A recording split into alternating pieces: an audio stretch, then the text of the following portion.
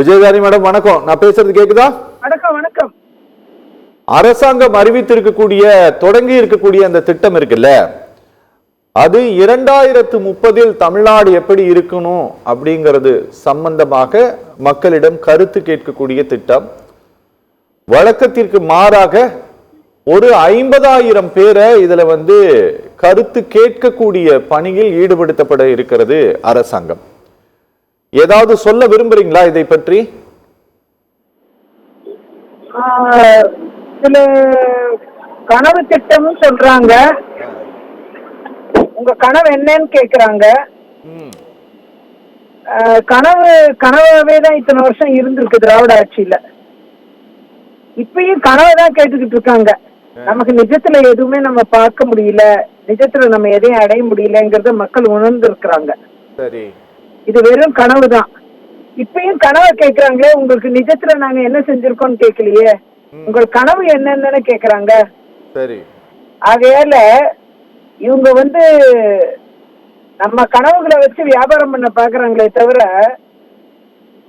உண்மையாவே இந்த மக்களுடைய ஆசைகள் நிறைவேற்றப்பட்டிருக்கா அப்படின்னு பார்த்தா நிச்சயமா இல்லைங்கிற பதில் தான் வருது.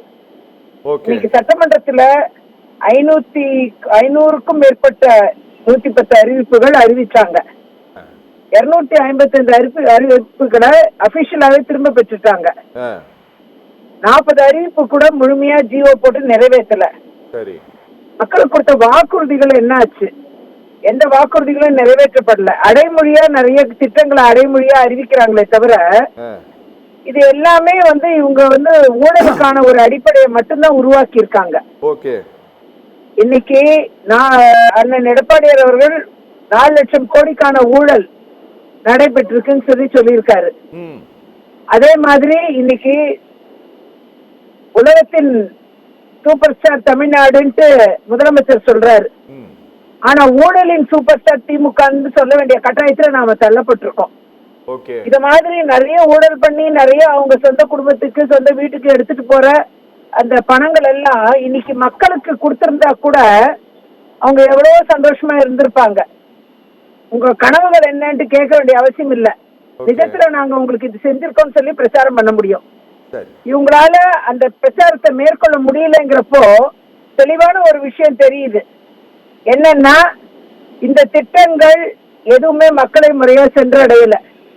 இவங்க இன்னுமே கனவுலதான் மக்கள் வாழ வேண்டிய கட்டாயத்துல இருக்காங்கிறது நம்ம புரிஞ்சுக்க வேண்டிய ஒன்று. ஓகே மேடம், நீங்க ரூலிங் பார்ட்டி அப்படிங்கறதுனால இதை நான் உங்ககிட்ட கேட்க விரும்புறேன். நீங்க 2022 ஒரு டார்கெட்டை இந்தியன் கவர்மெண்ட் வச்சது. அப்பவும் வளர்ந்த இந்தியாவை 2024 நாங்க மாற்றுவோம் அப்படின்னு சொல்லிட்டு, அது கடைசியில இப்ப என்ன ஆயிடுச்சு அப்படின்னா 2047 விக்சித் பாரத் அப்படின்னு சொல்லிட்டு டெவலப்டு இந்தியா அப்படின்னு சொல்லிட்டு ஒரு இலக்கை இந்திய அரசாங்கம் வச்சிருக்குது. அதுக்குன்னு தனியாவே ஒரு வெப்சைட் வேற ஓபன் பண்ணியிருக்கிறாங்க. அப்போ ஒரு இந்தியன் கவர்மெண்ட் ஒரு டார்கெட்டை வைக்கும் போது ஸ்டேட் கவர்மெண்ட் வைக்கிறது என்ன உங்களுக்கு பிரச்சனை?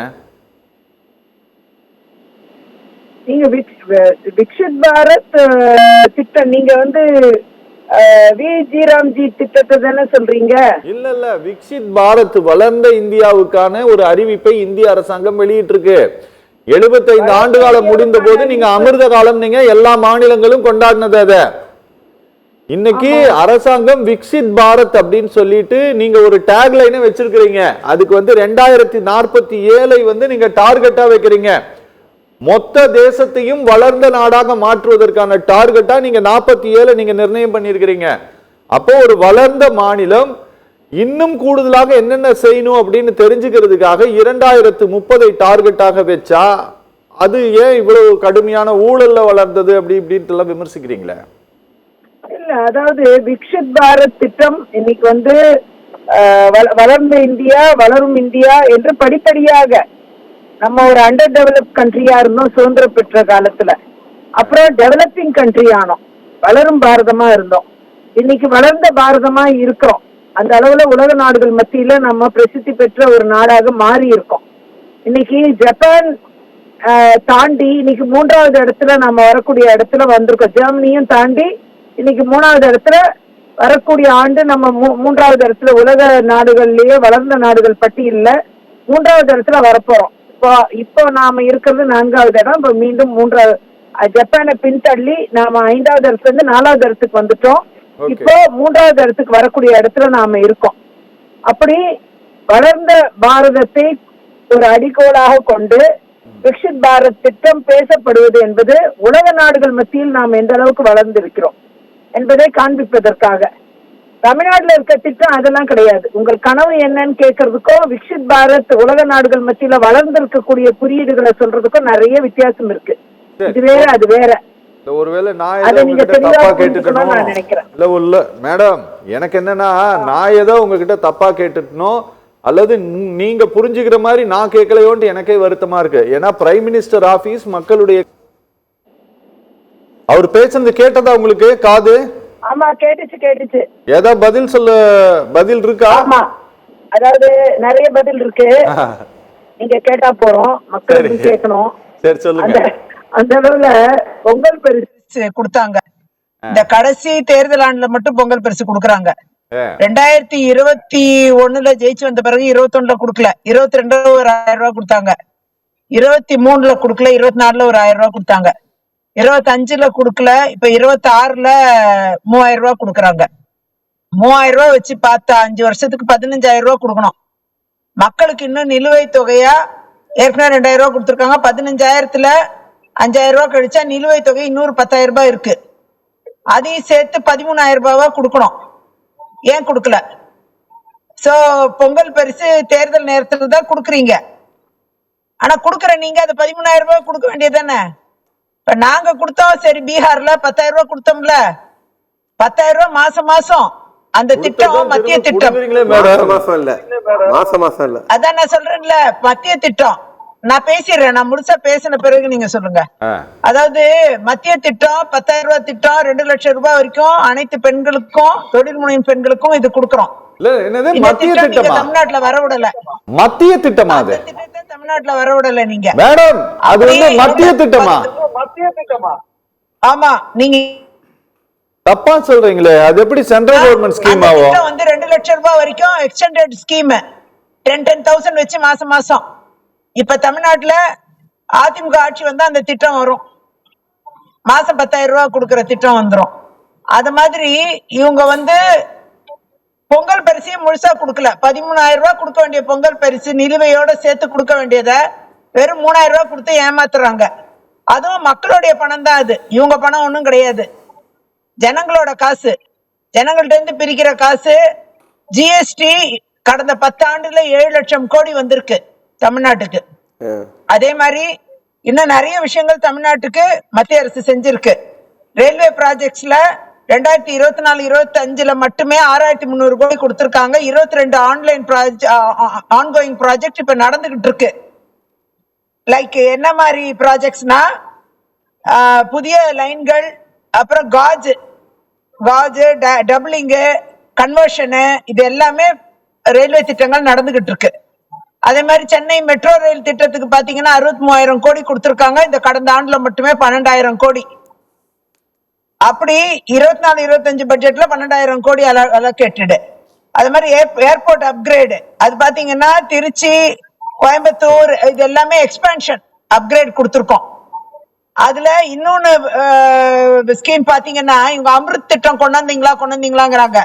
அம்ருத் ரயில்வே ஸ்டேஷன் திட்டம் வந்து சென்னை, எக்மோர், காட்பாடி, மதுரை, கோயம்புத்தூர், கன்னியாகுமரி, ராமேஸ்வரம், இது எல்லாமே அம்ருத் ரயில்வே ஸ்டேஷன் நவீனமயமாக்கும் திட்டம், அம்ருத் திட்டம். அதை கொண்டு வந்தாச்சு. அது ஆல்ரெடி அறிவிச்சு அது நடைமுறையில இருக்கு இப்ப. அது மாதிரி டிஃபென்ஸ் காரிடார், இந்தியாவிலேயே தமிழ்நாடு தான் டிஃபென்ஸ் காரிடார் கொடுத்திருக்காங்க.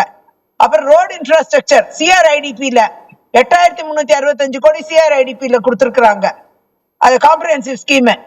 அப்புறம் அது அந்த சிஆர்ஐடிபி ஃபண்ட்ஸை வச்சுதான் தமிழ்நாட்டுல ரோடு போட்டுக்கிட்டு இருக்காங்க.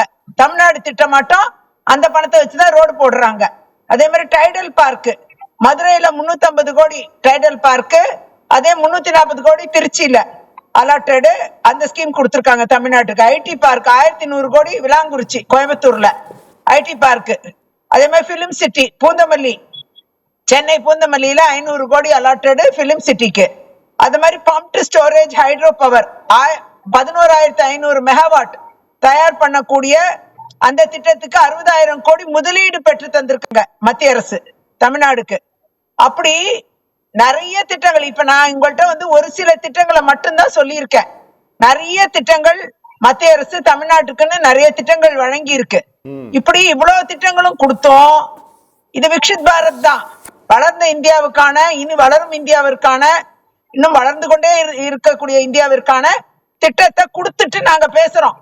இங்க ஒரு திட்டமும் கொடுக்காம 110 விதியின் கீழ் 255 திட்டங்களை திரும்ப பெற்றிருக்காங்க. சட்டசபையில அறிவிச்சு திரும்ப பெற்றிருக்காங்க போன பட்ஜெட் டைம்ல. அந்த திட்டங்கள் எல்லாம் திரும்ப பெற்றுட்டு இவங்க கனவு என்னன்னு கேட்டுன்னு இருக்காங்க. அதான் எனக்கு ஆச்சரியமா இருக்கு. இவ்வளவு திட்டங்களையும் கொடுத்துட்டு நாங்க கேட்கறது வந்து இனி கருத்து கேட்டு இனி வளரும் இந்தியாவுக்கு என்ன விஷன் டாக்குமெண்ட் கொடுக்கணுங்கிறது மத்திய பாஜக மோடி அரசின் திட்டமா இருக்கு, விஷன் டாக்குமெண்ட். அத மாதிரி இவங்க ஒரு விஷன் டாக்குமெண்ட் கொடுக்கறத விட்டுட்டு, விஷன் டாக்குமெண்ட் ஏற்கனவே கொடுத்த விஷன் டாக்குமெண்ட்டை இவங்க பண்ணவே இல்லை. அதுக்கப்புறம் கனவு என்னன்னு கேட்டுக்கிட்டு இருக்காங்க. ஏற்கனவே நிறைவேற்றப்பட்டது என்னங்கிறது இது வரைக்கும் வெறும் அடைமொழியா பெயர்கள் தான் வச்சிருக்காங்க திட்டங்களுக்கு. எதுவுமே மக்களை சென்றடையல. மக்களோட பணத்தை தான், இந்த 3000 ரூபாய் பொங்கல் பரிசு கூட மக்கள் காசு தான், அது இவங்க சொந்த காசு ஒண்ணும் கிடையாது, அது அரசாங்கத்தோட பணம். இன்னைக்கு 50,000 பேர் விசாரிக்கப்படுறாங்கன்னா மாநில அரசு தமிழ் விஜயதானி மேடம், இப்போ ஸ்டேட் கவர்மெண்ட் 3000 ரூபாய் கொடுக்கறது இவங்களுடைய சொந்த காசு இல்ல அப்படின்னு சொன்னா, நீங்க இவ்வளவு நேரம் கொடுத்துட்டோம் சொன்னீங்களே, அதெல்லாம் உங்க காசா? நாங்களும் சொல்றோம் மக்களுடைய பணம் அது. நீங்க ஜிஎஸ்டி கொடுத்தாலும் அது மக்களுடைய திட்டம் தான். அது வந்து ஜிஎஸ்டி